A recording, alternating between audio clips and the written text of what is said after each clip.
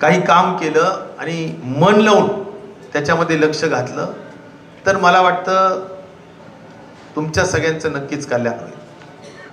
आणि आता आपण इकडं मन नाही लावलं तर इथं तरी लावा, इथं तरी लावा ना. इथं लावलं तरी सुद्धा मला समाधान आहे. माझं कधीच असं म्हणणं नाही की तुमच्या शेत्या सोडून तुम्ही राजकारण करा, बाकीच्या उद्योगधंदे करा. मी तर गोरे साहेबांना नेहमी सांगतो, अगोदर आपलं स्वतःचं शेती आणि आपलं चांगल्या पद्धतीनं वर्तन ठेवा आणि चांगल्या पद्धतीनं गावात वर्तणूक ठेवा, चांगली शेती करा, चांगलं नागरिक म्हणून पुढे या. ऑटोमॅटिकली गाव पण चांगलं होतं आणि तुम्ही पण चांगले होता.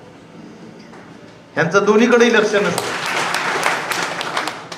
कार्यक्रमासाठी मंचावर उपस्थित ज्यांनी आपल्याला अत्यंत चांगलं मार्गदर्शन केलं आणि ज्यांच्या माध्यमातून आपल्या शेतातली उत्पादकता ऊसाची असेल किंवा अन्य पिकांच्या बाबतीत सुद्धा त्यांनी जी काही माहिती दिली की ती उत्पादकता वाढेल, उत्पन्न आपलं वाढेल, असे आपल्या सगळ्यांची काळजी घेण्याची आणि उत्पन्न वाढीचं सूत्र मंत्र देण्याचं काम ज्यांनी केलं ते बी टी गोरे साहेब, की जे त्यांनी आयुष्यामध्ये खूप मोलाचं कार्य आणि मला म्हणायचं योगदान हे आपल्या शेतीमध्ये त्यांनी दिलेलं आहे.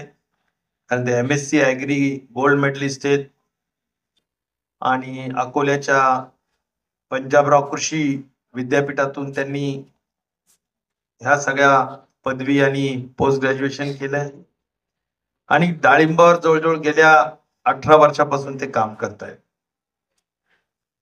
मला वाटतं की नोकरी मागणाऱ्यापेक्षा नोकरी देणारे व्हा, हा विचार त्यांनी खूप चांगल्या पद्धतीनं अंमलात आणलेला आहे आणि म्हणूनच त्यांनी नोकरी सोडून दिली आणि डाळिंब पिकामध्ये त्यांनी रस घेतला आणि आज एका चांगल्या उंचीवर त्यांनी त्यांचं हे कार्य पोहोचवलेलं आहे.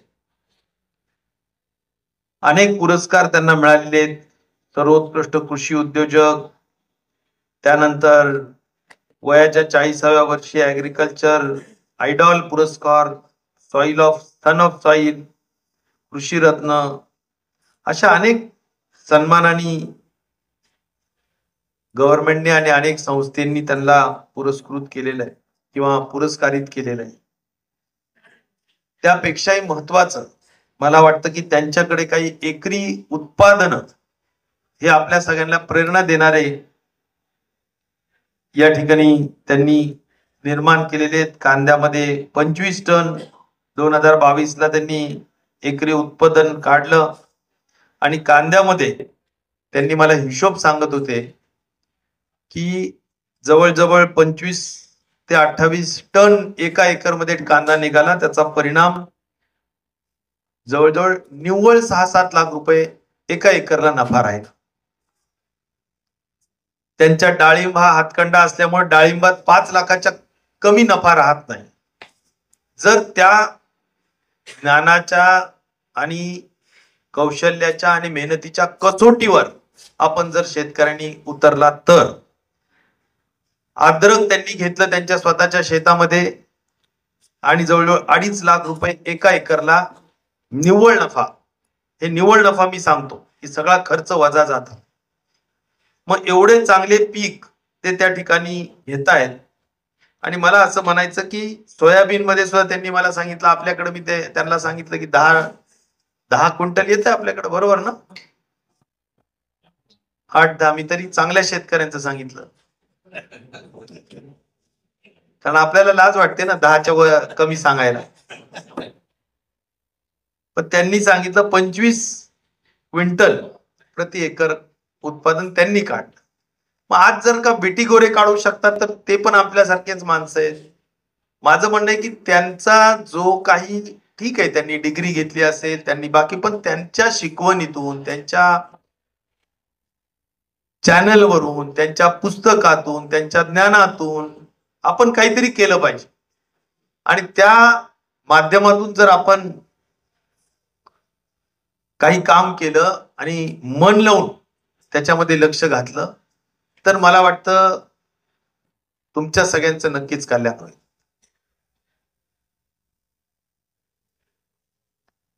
आणि आता आपण इकडं मन नाही लावलं तर इथं तरी लावा, इथं तरी लावा ना. इथं लावलं तरी सुद्धा मला समाधान. माझं कधीच असं म्हणणं नाही की तुमच्या शेत्या सोडून तुम्ही राजकारण करा, बाकीच्या उद्योगधंदे करा. मी तर गोरे साहेब यांना नेहमी सांगतो, अगोदर आपलं स्वतःच शेती आणि आपलं चांगल्या पद्धतीनं वर्तन ठेवा आणि चांगल्या पद्धतीनं गावात वर्तणूक ठेवा, चांगली शेती करा, चांगलं नागरिक म्हणून पुढे या. ऑटोमॅटिकली गाव पण चांगलं होतं आणि तुम्ही पण चांगले होता. यांचं दोन्हीकडेही लक्ष नसतं. आणि त्यामुळे जराशी चांगल्या पद्धतीनं मनाची मशागत चांगली करा, गरज आहे त्याची. खूप तण उगवलंय, त्याच्यामध्ये खूप काय म्हणायचं त्याला, आता आपली उत्पादकता कमी होण्याच्या दृष्टिकोनातून ज्या ज्या काही गोष्टी झाल्या असतील त्या सगळ्याच, आपल्या शेतीचा पोत खराब झालाय म्हणा, अजून काय काय खराब झालं म्हणा, आता काय तुम्हाला शेतीच्या भाषेत सांगायचं.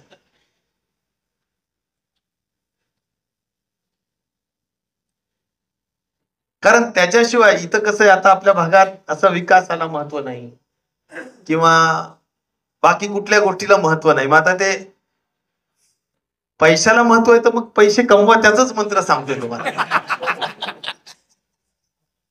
पण ते जरा घामाने कमवूया. ते संपले असतील आता, किती 2,000 रुपये संपले असतील, 3,000 का अजून राहिलेत कोणाचे काय त्याच दिवशी सांग. सांगायचा मुद्दा एवढाच आहे की आपण चांगली शेती करा, हा सगळ्यात महत्वाचा माझा विषय आहे आणि तो मी नेहमी बोलतो.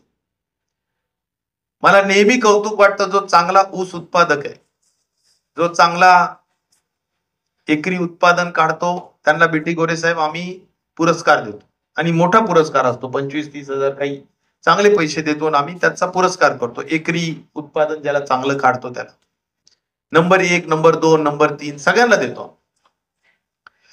तर मला म्हणायचं की आपण ज्या ज्या काही गोष्टी आता या ठिकाणी गोरे सरांनी सांगितल्या त्या आपण खूप गांभीर्याने घ्याव्यात. मी त्यांच्या नंतर काही तुम्हाला वेगळं मार्गदर्शन करावं अशातला भाग नाही, कारण ते त्यातले मास्टर आहेत. पण आपण सुद्धा याच क्षेत्रामध्ये काम करत असल्या कारणाने इथं VSI चे सुद्धा प्रतिनिधी आहेत. तुम्ही VSI चे नाही, पण VSI च्या एवढी मोठी संस्था मी या ठिकाणी आणलेली आहे. ती कुणासाठी आणली आहे? कुणासाठी आणली? आपल्यासाठीच आणली, तुमच्यासाठीच आणली. आज VSI नी या ठिकाणी 125 एकर जमीन घेतली आणि अतिशय चांगले वाण ऊसाचे तिथं ते विकसित करतायत. फाउंडेशन, मेन फाउंडेशन तिथं करतायत. तुम्ही त्याच्यातले घेऊन जाऊन तुम्ही कमर्शियल करू शकता. तुम्ही इतका धंदा करू शकता ऊसाच्या बाबतीत. तुम्ही त्यातले डोळे काढा, एक एक डोळा टाकून तुम्ही रोप तयार करा, रोप विकू शकता, बेनं विकू शकता आणि नवीन नवीन वाहनांनी चांगल्या उत्पादन साखरेचं व्हावं, साखरेची रिकव्हरी चांगली व्हावी, तुम्हाला चांगला भाव पुढच्या काळात मिळता यावं, या दृष्टिकोनातून आपणच प्रयत्न करतो. वर्षानुवर्ष आपणच करत आलेलो. मी तर नेहमी सांगतो की इथलं सगळं शेतीला लागणारे साधन सामुग्री आपणच दिलेली. पाणी असेल, वीज असेल, रस्ते असतील, कर्ज असतील.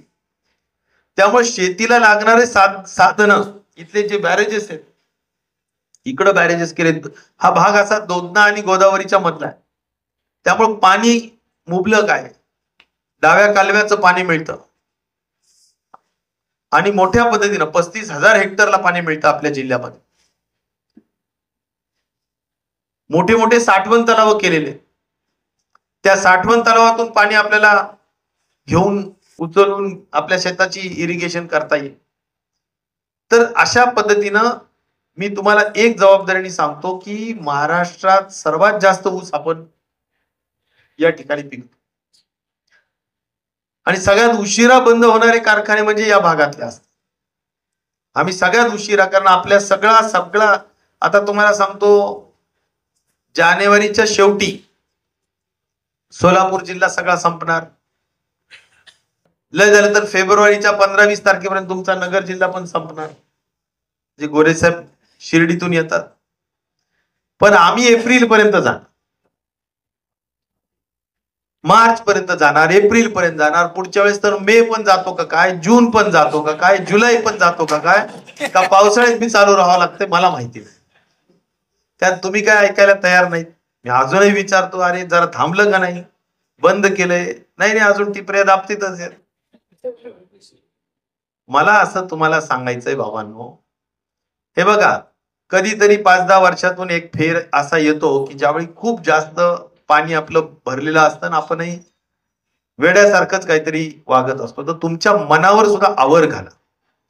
आम्ही ज्या वेळेस तुम्हाला काही सांगितलं, मला वाटतं एक तुम्हाला व्हॉट्सअप आला असेल ना, एक बातमी लोकमतला पावसे साहेबांच्या माध्यमातून आम्ही तुमच्यापर्यंत पाठवली होती ना. आता तुमच्या सगळ्यांसाठी व्हॉट्सअपच्या माध्यमातून की आपल्या कारखान्याला आपण गाळप किती करू शकतो, डोक्याहून पाणी 20 लाख, 21 लाख, अगदी खूप जास्तीत जास्त भाग चालवला 22 लाख. आता या मिनिटाला 30 लाख टन काय झालेला आहे, उपलब्ध झालेला आहे पुढच्या वर्षीसाठी. किती, 30 लाख. मग आता तुम्हाला अजून पुढे लावायची हौस आहे का? आम्हाला काळजी वाटते की तुम्हाला त्रास होऊ नये, तुमची काळजी वाहणारे लोक आहेत, एकतर्फे प्रेम करणारे लोक आहेत. जोक करतोय सगळे, असं काही घेऊ नका म्हणा. पण माझं म्हणणं असं आहे की तुमची काळजी आम्ही घेतोच, आणि म्हणूनच शेवटी असं आहे की तुम्हाला सांगावं लागतं की अरे बाबा असं असं झालंय, तुम्हाला सतर्क करतोय, जागरूक करतोय. परत तुम्हाला असं वाटायचं की अरे कसं काय ऊस आमचा वेळेवर जात नाही किंवा कसं होतंय. कारण ऊस थोडस यावेळेस कंट्रोल करा, परत पुढच्या वर्षी लावा ना, या वर्षी थोडा कंट्रोल करा. मी सगळे कारखान्यांचा हिशोब लावून तुम्हाला सांगतो. त्याचं कारण काय मी तुम्हाला पुन्हा एकदा सांगतो की तुम्हाला एक खात्री पडली की भैयासाहेब काही करून ऊस घेऊन जातात. आता आम्ही 25 कारखान्यातला ऊसाच्या वेगवेगळ्या, म्हणजे तुमचं संगमनेर सुद्धा बोलवतो आम्ही. त्याच्यानंतर इकडं 21 तुमचा काय 21 शुगर काय तो आम्ही लातूर पर्यंत, उस्मानाबाद असो, लातूर असो, बीड जिल्हा असो, इकडं परभणी जिल्हा असो, सगळ्या जिल्ह्यांमधले बोलवतो आणि आम्ही ऊस घ्यायच्या संदर्भाने नियोजन करून पाठवतो. पण तुमच्या माहितीसाठी सांगतो की ऊस सगळीकडे जास्त आहे. मग आता ते येतील का आपल्याकडं? आम्ही किती प्रयत्न केला ते म्हणतील आमच्या भागातला संपू द्या, त्यांच्या भागातला ह्यावेळेस एप्रिल मे पर्यंत संपणार नाही. मग अशा परिस्थितीत मला असं सांगायचं की थोडीशी अडचण निर्माण होतात, म्हणून तुम्हाला मी जागरूक करू इच्छितो. काही आता आम्ही तिरीची नोंद बंद केली का, आम्हाला हाऊस म्हणून नाही केली, ती यासाठी केली की अतिरिक्त ऊस होऊ नये आणि तुम्हाला सुद्धा तिरीचं उत्पादन शेवटी कमी येतं, त्याच्यापेक्षा तुम्ही उत्पादन वाढवा ना. इथं आपण आता बघतोय, आता तुम्हाला कदाचित बीटी गोरे साहेबांचं मी सगळं भाषण नाही ऐकलं, पण मला जे मी VSI ला नेहमी जातो आणि VSIच्या वार्षिक सर्वसाधारण सभेमध्ये उत्तम मामा, आम्ही काही संचालक मंडळातले सगळे लोक जातात, आपल्यालाही बरेच पारितोषिक मिळतात. तर मला म्हणायचं की त्यावेळी एका एकर मध्ये 150 टन, 100 टन असे एकरचे आम्ही तिकडे कोल्हापूर, सांगली त्या भागातले लोक बघतो. 100 टनावाले तर सहज करतात तिकडे. आपल्याकडे 40 आहे, 45 आहे, चांगला शेतकरी असेल 60 करतो. मला वाटतं एकदा विजू नानाला केलं होतं आपण, किती एकरी आलं, तर आलत 108. म्हणजे त्या लाईन मध्ये आपण एखाद दोन शेतकरी असतात, पण सरासरीचं प्रमाण तिकडं खूप जास्त. आणि म्हणून मी तुम्हाला सांगितलं 150 टन एकरी काढणारे शेतकरी तिथं बरेचसे. मग ते जर काढू शकतात, मग हे जर आपला हा बेंचमार्क आहे की अरे हे महाराष्ट्रात आहे. मी तुम्हाला काही लंडन अमेरिकेचं उदाहरण देत नाही इकडचं तिकडचं. महाराष्ट्रात आपल्याच 2-3 जिल्हे ओलांडल्यानंतर काही शेतकरी जर एवढं उत्पादन काढू शकत असतील तर अर्थकारणात केवढा मोठा फरक पडतो तुम्ही बघा. तुम्ही त्याला गुणिले जर टनाला भाव केला तर कुठं गणित जातं तुमचं. आणि म्हणून मला म्हणायचंय की तुम्ही एकरी आता वाढवण्यापेक्षा, आता आपल्याकडे काय शेतकी विभागाने मला आता नोट दिली की आपल्याकडं झालेली लागवड 23,000 हेक्टर, खोडवा 15,000 हेक्टर, एकूण 38,000 हेक्टर. 38,000 हेक्टर गुणिले तुम्ही आपलं ऍव्हरेज घ्या, हेक्टरी 80, हेक्टरी 80 म्हणजे एकरी किती पकडलं मी? 30-35 तेच पकडलं. तरी सुद्धा 30,40,000 टन आज ऊस उपलब्ध राहणार. बरोबर आहे नाही? मला कोणी तुम्हीच काढले चव्हाण? अक्षर कोणाचं आहे? काळेंचं आहे. बरोबर आहे ना? तर मी काय आमचे शेतकी विभाग जे सांगतोय ते सांगतोय तुम्हाला. हे तुमचे आकडे. आता मी 80च पकडले. आता तुम्ही एवढं पाणी वगैरे, आता बीटी गोरे साहेबांचं एवढं मार्गदर्शन मिळल्यावर हे 80च खटकन जर 100-125 वर गेलं तर मग तर फारच कंबरडं मोडायचं. पुढच्या वर्षी कायम चालू ठेवू मग. म्हणजे रॉंग टाइम मार्गदर्शन झाले असं मला म्हणावं. हे मार्गदर्शन जरा अशा वेळेस झालं की ज्यावेळेस आम्हाला ऊसाची पुढच्या वर्षी तरी उपलब्धता, पण परत तो चेष्टेचा भाग सोडा, आपल्याला उत्पादकता वाढवायची. माझा सांगण्याचा मुख्य मुद्दा असा आहे की तुम्ही असं एकरेज वाढू नका, तुम्ही एका एकरला टनेज वाढवा आणि आपल्या कारखान्यांची परिसराची आपली भूक भागवा. ते जास्त तुम्हाला सोयीचं आहे आणि म्हणून त्या दृष्टिकोनातून कसं काम करता येईल असं मला वाटतं पाहण्याची आवश्यकता आहे. तर मी तुम्हाला नव्याने काही सांगणार नाही कारण त्यांनी सगळं सांगितलंय, पण मला जे अगदी ढोबळ वाटतं, मी तुम्हाला आठवत असेल साहेब गेल्यानंतर मी ते गेल्यानंतर एक आपले VSI चे काय नाव त्यांचं, ऊस तज्ञ काय नाव आहे त्यांचं, हापसे साहेब, त्यांच्या बरोबर मी आपल्या तालुक्याचा दौरा केला. आणि जसं बीटी गोरे साहेब तसेच हापसे साहेबांनी आपल्याला ऊसाच्या उत्पादकता वाढवण्यासाठीच्या काही चांगले शिबिर आपण त्यांच्या माध्यमातून वेगवेगळ्या मोठ्या गावांमध्ये घेतली आणि एक खूप चांगली पुस्तिका केलेली. ती कारखान्याच्या वतीनं केली, सगळ्या सभासदांना, ऊस उत्पादकांना दिलेली. तर ती उत्पादकांनी त्याचा वापर करा. त्याच्यात आता आणखीन बीटी गोरे साहेबांनी जे काही मार्गदर्शन केलेले ते टाका आणि त्या अनुषंगाने आपली उत्पादकता वाढवली पाहिजे. म्हणजे आम्ही कितीतरी काळजी घेतोय की बाबा तुम्हाला पुस्तिका सुद्धा एकदम छान पुस्तिका आहे, एकदम छान. तुम्हाला मी त्याची प्रत असेल तर नक्की देतो. पण अतिशय चांगल्या पद्धतीनं बेनं कसं करायचं, खत कशी, पूर्व मशागत कशी करायची, त्याला आपण जे म्हणतो की हिरवळीचे खत कसे टाकायचे, त्याच्यानंतर शेणखत आणि ते कसं अगोदर टाकायचं, चांगला डोस देऊन व्यवस्थित कसं हे करायचं. तुमच्या सऱ्या आता अलीकडे हार्वेस्टर वगैरे सुद्धा वापरावं लागतं. फार दाटीने लावण्यापेक्षा 4.5 फुटाची सरी किंवा त्या पद्धतीनं जर आपण सऱ्या लावल्या, व्यवस्थित अंतर ठेवून लावल्या तर किती उत्पादन येतं. जे बेस्ट उत्पादन केलेले लोक असतील त्यांचा सुद्धा अभ्यास करा आणि त्या अनुषंगाने आपण केलं पाहिजे. मी तुम्हाला आणखीन एक सांगेल की VSIच्या माध्यमातून आपण VSIचे मायक्रो न्यूट्रिएंट्स, सूक्ष्म काय म्हणायचं त्याला न्यूट्रिएंट्सला, अन्नद्रव्य.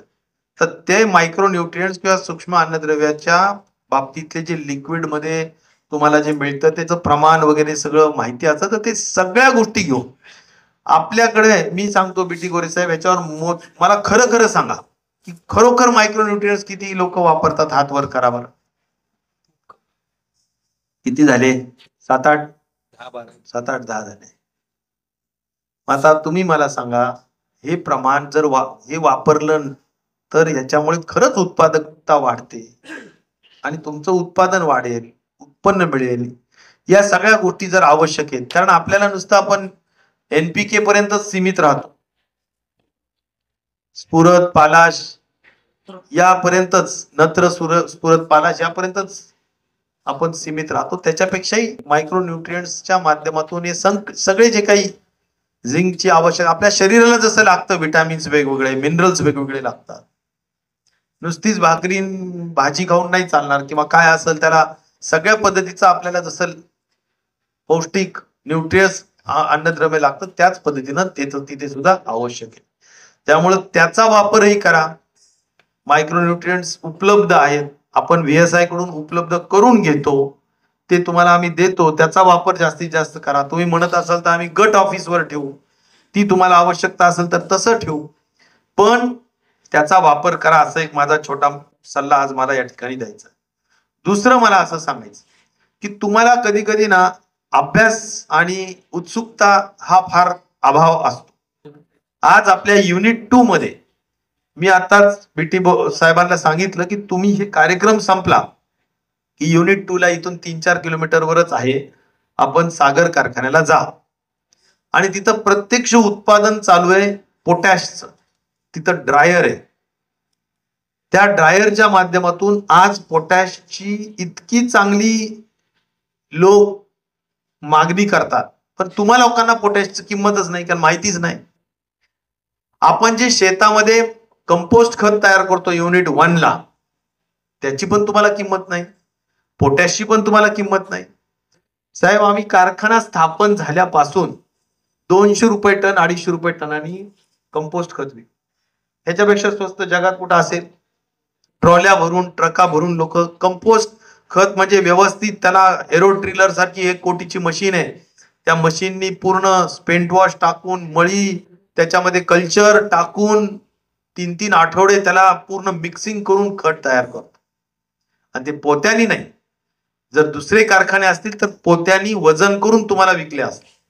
पण आपण नेहमी शेतकऱ्यांची काळजी घेतो म्हणून तसलाही काही प्रकार करत नाही, पण जनजागरूकता नाही. आज पोटॅशची सुद्धा किंमत तुम्हाला जरा वापरणाऱ्याला कळेल. जे लोकांनी हात वर केले होते ना मायक्रोन्यूट्रिएंट्स वाल्यांनी, त्यांनी जरा पोटॅश पण घेऊन जा, वापर करा. आपण कुठेतरी दुसरीकडे विकावंच लागतं. शेवटी कारखाना हा कमर्शियली चालवावा लागतो, व्यावसायिक पद्धतीने चालवावा लागतो. तुम्ही नाही घेतले म्हणून आम्ही वाट बघत बसणार नाही. आम्ही जिथं ठोक मिळेल तिथं, मला आताच बीटी साहेब म्हणत होते की आमच्याकडे ठोक काही खरेदीदार आहेत. म्हणलं नाही, आमच्या लोकांनी विकत घेतलं की तुम्ही घेऊन टाका, काय त्याला, बिलकुल घेऊन टाका. ज्याला महत्व कळतं की कशाला सोनं आहे, तुमच्या बाजूला सोनं पडलंय, तुम्हाला कळत नाही, तुम्ही दुसऱ्याच कुठल्या धुंदीत असता. आणि त्यामुळं मला म्हणायचंय बाबांनो, जरा हे आम्ही जे सांगतो गांभीर्याने घ्या. आणि म्हणून ह्या पोटॅशचा सुद्धा वापर करा. मी तुम्हाला माझ्याशी संबंधित विषय फक्त सांगणार आहे. पोटॅशचा वापर करा. ते तुम्ही जर वापरलं तर बरं होईल. आणि त्याच्यावर काही प्रक्रिया करण्यासाठी जर काही, आता मला बीटी गोरे साहेब सांगत होते की त्याला त्याची गोळी तयार करता येते, त्याच्यावर छोटी प्रक्रिया करून, तर तेही करायचं असेल आपण 2 मिनिटात करता येईल, काय फार मोठी अवघड विषय नाहीये. आणि त्यामुळे तेही करू, काय जर अजून त्याच्यातली काही प्रक्रिया करायची असेल तर. पण तुमच्यासाठी हे अत्यंत मोलाचं आहे, ते आजच्या या कार्यक्रमाच्या निमित्ताने लक्ष घ्या. मला माहित नाही गोरे साहेबांनी आंतरपिकाबद्दल बोलले का नाही, पण आंतरपिक हे पण मला तुम्हाला मी सांगतो, तुमच्याच त्याच ऊसातून, अरे ऊस तुम्ही टिपऱ्या दाबल्यानंतर पहिल्या 1 महिन्याने ती उगवतो, बरोबर आहे ना. त्याच्यानंतर पहिली खांदणी, ते म्हणजे आपण का करतो, दुसरी, ह्या करण्याच्या अगोदर 3 महिन्यापर्यंत जे काही आंतरपीक घेता येऊ शकेल, जे छोट्या हाईटचं असू शकतं, ते सगळे आंतरपीक घेता येतील तुम्हाला. 3 महिन्यात येणारं कुठलंही आंतरपीक ते घेता येईल, ते तुम्ही घ्यायलाच पाहिजे. मी तुम्हाला 4 फूट 5 फुटाची सरी सांगतोय, मस्तपैकी मध्ये आंतरपीक घ्यायचं. तुमचे ऊस थोडा वाढेपर्यंत खांदणी आणि पक्की खांदणी, छोटी पहिली दुसरी खांदणी करेपर्यंत तर ते पीक निघून जाईल. तुमचा सगळा औषधीचा, खुरपणीचा किंवा अजून काही छोटा मोठा खर्च असेल बेण्याचा, सगळा निघून जातो आंतरपिकात. निव्वळ पैसे येतील, तुमचा खर्च सगळा निघून जाऊ. ऊसाचे बिल म्हणजे निव्वळ नफा राहील. हे अर्थकारण समजलंच पाहिजे. आणि त्यामुळे आंतरपिकावर सुद्धा लक्ष द्या. तुम्ही आंतरपीक घेतलं पाहिजे असं माझा आग्रह राहील. आणि जे आंतरपीक घेतील त्यांनी जरा कारखान्याला जरूर नोंद करा, म्हणजे मला त्याच्या बाबतीतला पूर्ण डॉक्युमेंटरी किंवा त्याची फिल्म तयार करता येईल, त्याची माहिती घेता येईल, म्हणजे लोकांपर्यंत पोहोचवता येईल. आणि या सगळ्या गोष्टी आपल्याला आपण करूया, एक मिशन मोडवर करू, मनापासून करू, की सगळ्या लोकांपर्यंत या गोष्टी गेल्या पाहिजे. आणि त्यामुळं त्या गोष्टी सुद्धा माझी करण्याची तयारी राहील. तुम्ही त्या गोष्टीत लक्ष घाला. तिसरा सल्ला राहील, VSI मधले जेवढे नवीन वाहन आलेले आहेत त्याचा सगळा तुम्ही वापर करा.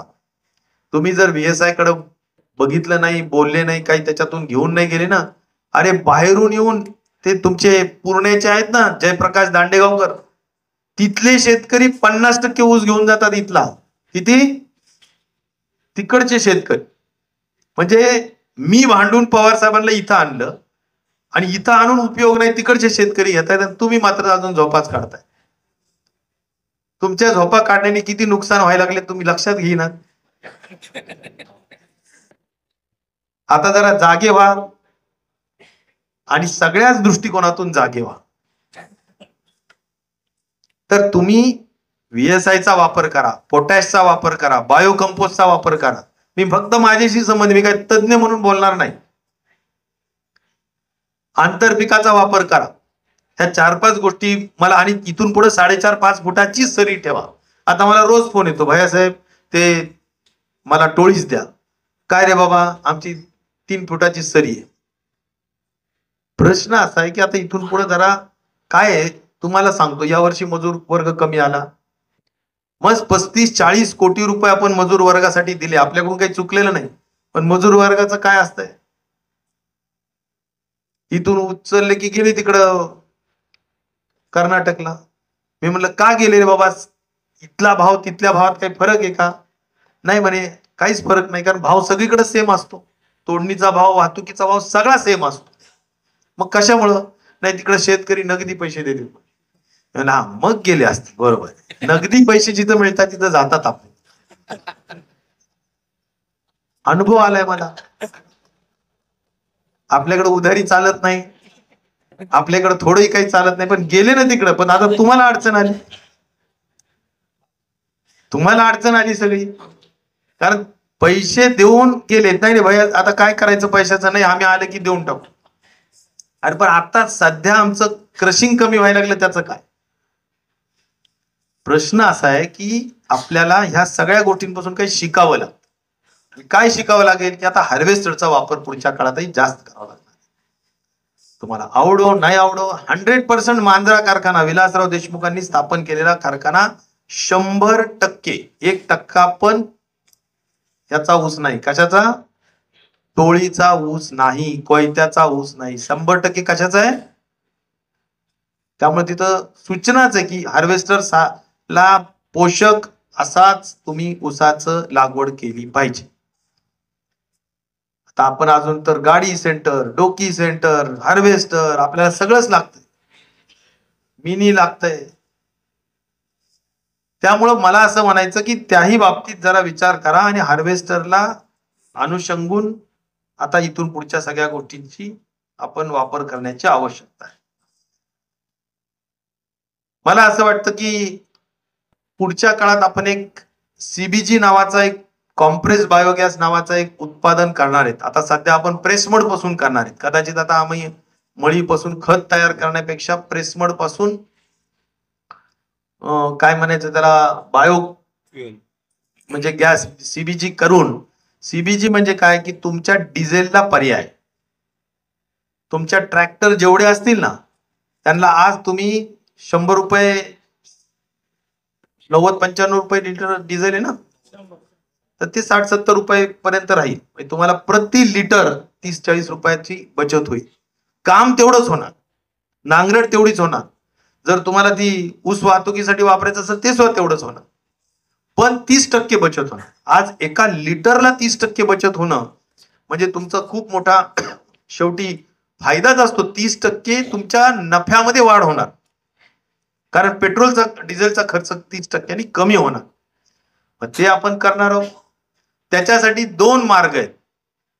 एक तुमचं प्रेसमडचा वापर, म्हणजे मळीचा वापर. मळी नाही, त्याला प्रेसमडच म्हणायचं. मळीला मोलॅसेस म्हणतो आपण त्याला. तर प्रेसमडचा वापर करून करतो आपण. तर तो असेल किंवा नेपियर ग्रास. मी आता सांगितलं BT गोरे साहेबांना सुद्धा की आम्ही नेपियर ग्रास ऊसासारखंच 4 वेळेस कापणी होणार, 4 वेळेस, आणि 150 टनाच्या वर जवळजवळ त्याला यील्ड येऊ शकतं जर चांगल्या पद्धतीने केलं तर.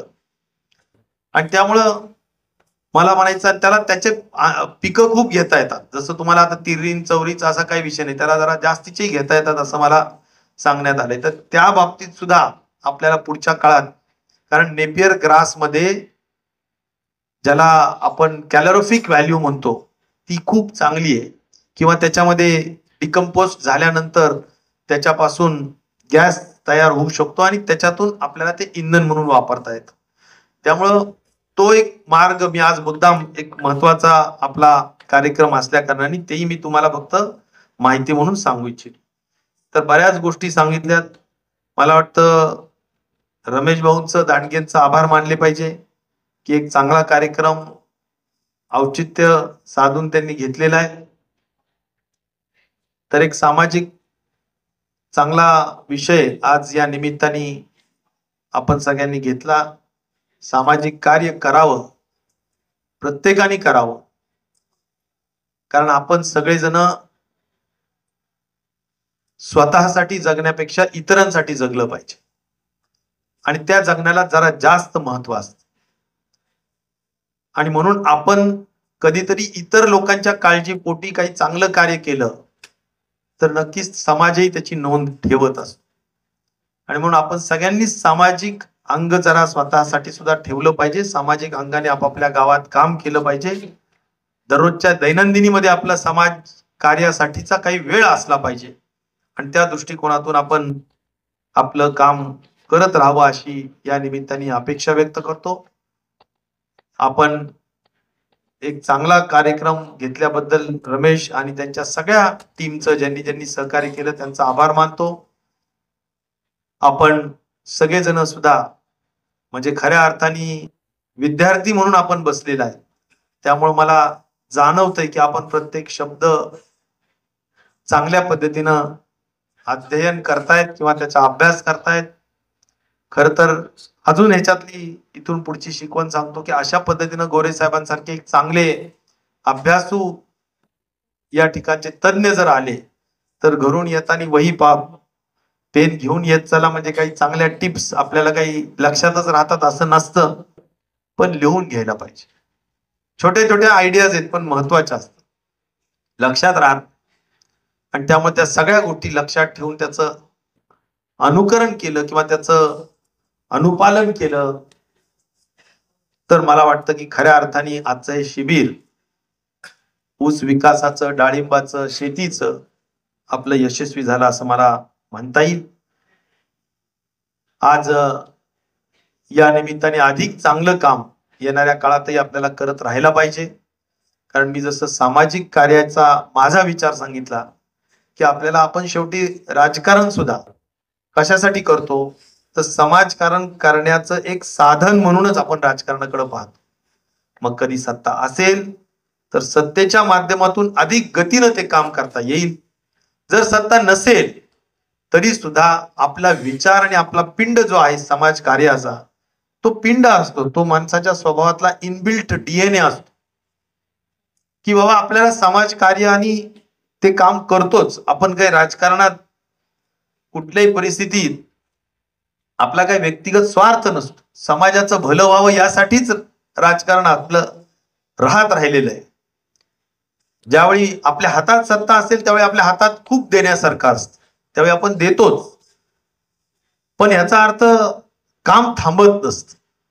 आणि त्यामुळे आपण काम थांबवायचं नाही, काम चालू ठेवायचंय, काम अधिक चांगल्या पद्धतीनं मरगळ झटकून काम करत राहायचंय अशी सुद्धा माझी तुमच्या सगळ्यांना सूचना आहे, अपेक्षा आहे. आणि त्यामुळे मरगळ झटकली पाहिजे. कुठल्याही परिस्थितीत आपण नाउमेद व्हायचं कारण नसतं आणि सकारात्मक दृष्टिकोन ठेवून नवा आत्मविश्वास जोडून कार्यरत राहिलं पाहिजे. शेवटी आपल्याला जर समाजाचं कार्य करायचंय तर अनेक मार्गाने काम करताच येतं. काल मला साधं कळलं की 7% पाणी आपल्या जायकवाडीचं कपात केलं तर पहिला माणूस होतो की मी त्याच्यावर आवाज उठवलेला आहे. कारण मी मागच्या काळातही आंदोलन करून तुमचे असंच 7% पाणी हक्काने मिळवलं होतं. त्यांनी ते आता 7% पाणी कपात केलं. अशा ज्या काही गोष्टी आहेत त्या आपल्याला कराव्या लागणार. ज्या ज्या काही गोष्टी आपल्या हक्काच्या असतील, ज्या तुमच्या हिताच्या असतील, त्यासाठी नेहमीच लढावं लागणार आहे, करावं लागणार आहे आणि ते काम करत राहूया. काही चुका झाल्या असतील तर दुरुस्त करूया. माझ्याकडून चुका झाल्या असतील मी दुरुस्त केल्या पाहिजे. तुमच्या सगळ्यांकडून कोणाकडून झाल्या असतील तर त्या तुम्ही दुरुस्त केल्या पाहिजे. हे काही परमनंट, जरी एखाद्याची चूक झाली तरी त्याला जर चुकीच्या बाबतीतली जाणीव झाली तर त्यांनी दुरुस्त करावं. एवढीच माझी त्यामागची रास्त अपेक्षा राहील. मी काही कोणाचा खुनशी पद्धतीनं त्रास देण्याचं व्यक्तित्व माझं नाही, व्यक्तिमत्व तसं माझं नाही, माझी विचारधारा तशी नाही. मला बरेच सल्ले तसे मिळतात, पण ते सल्ले मी ह्या कानाने ऐकतो त्या कानाने सोडून देतो. कारण मला असं वाटतं की संत कबीरनी खूप चांगलं सांगितलंय, नेकी कर दर्या में डाल. मी कधीही चांगलं काम करा आणि सोडून द्या. ठीक आहे, अपेक्षा सगळ्यांकडून करायच्याच असत असं काही नाही. काहींना तात्पुरती दुर्बुद्धी सुचते, कधी काही गोष्टी चुकतात. ईश्वराला एवढीच प्रार्थना करू की त्याला परत सुबुद्धी दे आणि पुन्हा त्याला चांगलं वांगलं कळू दे. कारण आपल्याकडे फार छोट्या छोट्या कारणांनी नाराज होणारे लोक असतात. जरा ती नाराजी आपण सोडली पाहिजे. जरा मोठा विचार केला पाहिजे, दूरवरचा विचार केला पाहिजे. कधी कधी याचे दुष्परिणाम काय होतात त्या बाबतीतचा विचार केला पाहिजे. कार्यकर्ता, मतदार हा खूप दूरवरचा विचार करणारा असला पाहिजे. कारण खूप मोठं नुकसान भागाचं आणि आपल्या सर्वांचं झाल्याशिवाय राहत नसतं. आणि त्यामुळं वेळ काळाप्रमाणे आपल्याला ज्या गोष्टी घडून गेल्या त्यावर बसून चालत नसतं. त्याला आपल्याला पुन्हा नव्या दमाने काम करणं हेच त्याला उत्तर असतं आणि त्याला दुसरं उत्तर असू शकत नाही. आणि त्यामुळे त्या विचारानेच आपलं कार्यमग्न राहणं हाच विचार कदाचित तुम्हाला मला शिकवलेला आहे. तो कर्मयोगी कैलासवासी अंकुशराव टोपे साहेबांनी शिकवलेला आहे आणि आपण त्या विचाराने पुढे कार्यरत राहूया, आपल्या सगळ्यांच्या सेवेत राहूया. अशा पद्धतीचा मी आपल्या सगळ्यांना प्रामाणिक शब्द देतो आणि आपल्या सगळ्यांची रजा घेतो. धन्यवाद. जय हिंद, जय महाराज.